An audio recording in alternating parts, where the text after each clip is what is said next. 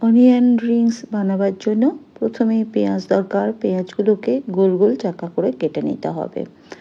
তারপর সেগুলোকে প্রত্যেকটা আলাদা করে পাপড়ি ছাড়িয়ে একটা মশলা তৈরি করতে হবে। তার জন্য রসুন থেতো করে নিলাম, আর 2 চামচ কর্নফ্লাওয়ার, নুন, পেপরিকা পাউডার, ছোট 3 চামচ দই, আর থেতো করা রসুন, গোলমরিচের গুঁড়ো। গোলমরিচের গুঁড়োটা সাথে সাথে গুঁড়ো করে দিলে গন্ধটা ভালো থাকবে।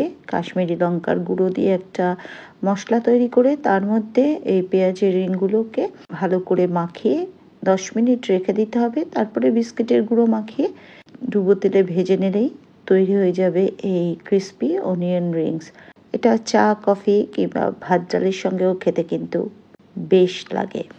আর বিস্কুটের গুঁড়ো মাখানো থাকার কারণে বেশ মুচমুচেও হয়ে থাকে।